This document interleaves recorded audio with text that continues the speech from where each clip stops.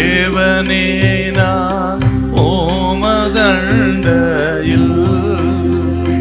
இன்னும் நெருங்கி சேர்வதே என் ஆவல் பூமியில். ஆதியாகமம் 18:19 வாசி பார்க்கலாம். அதிகாலையிலே யாக்கோபு எழுந்து தன் தலையின் கீழ் வைத்திருந்த கல்லை எடுத்து அதை தூணாக நிறுத்தி அதன் மேல் எண்ணெய் வார்த்து அந்த ஸ்தலத்திற்கு பெத்தேல் என்று பெயரிட்டான். அதற்கு முன்னே அவ்வூருக்கு லூஸ் என்னும் பெயர் இருந்தது.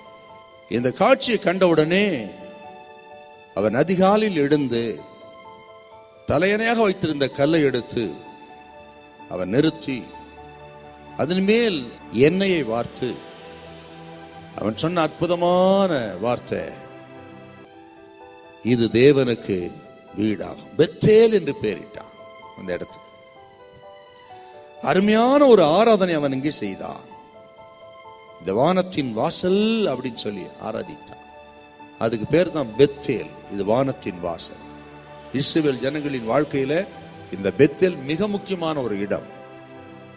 பெத்தேலுக்கு வந்தால் ஆசீர்வாதம் நினைக்கிற அளவுக்கு, அங்கே வந்து தொழுது கொடுற அளவுக்கு பெத்தேல் மிக முக்கியமான ஒரு இடம் இஸ்ரவேல் ஜனங்கள் சரித்திரத்தில்.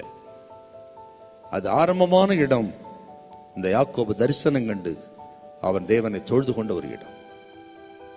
முதல் தேவனை சந்தித்தாரே, நான் ஆண்டவரை சந்தித்தேனே, நானல்ல அவரே என்னை தேடி வந்து என்னை சந்தித்தாரேன்னு சொல்லி நன்றியோடு அந்த இடத்தை நினைவச்சு நம்ம பார்க்கணும்.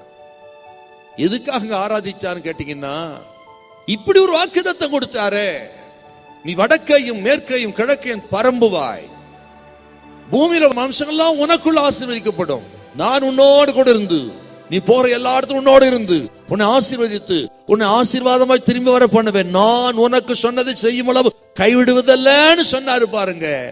இந்த வாக்குத்தத்தம் எனக்கு சொந்தமாகட்டும், இந்த வாக்குத்தத்தத்தின்படி தேவனை ஆசீர்வதிக்கட்டும் அப்படின்னு அந்த வாக்குத்தத்தம் தனக்கு சொந்தமாவதற்காக, உரிமை பாராட்டுவதற்காக தேவனை மகிமையாய் ஆராதித்தான் யாக்கோபு.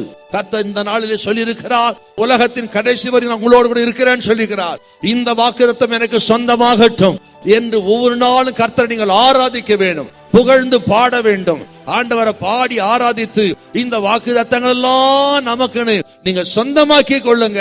அப்படி சொந்தமாகணும்னா கர்த்தரை நீங்க ஆராதிக்கணும். உங்க வீடு ஆராதனை ஸ்தலமா இருக்கணும். ஞான பாட்டுகளினாலே கீர்த்தனையினாலே உங்க வீட்டுல நீங்கள் பாடி கர்த்தரை கீர்த்தனை பண்ணணும், ஜெபிக்கணும். அப்படி நீங்கள் செய்ய செய்ய ஆண்டவர் இந்த நாளிலே கொடுத்த வாக்குத்தத்தங்கள், முன்பு கொடுத்த தரிசனங்கள், தீர்க்க தரிசனங்கள் எல்லாவற்றையும் இந்த நாளிலே கர்த்தர் நிறைவேற்றி தருவார். இந்த வருஷத்துல அதெல்லாம் நடக்கும். கர்த்தர் உங்களை கைவிட மாட்டார். ஹல்லேலூயா, ஹல்லேலூயா.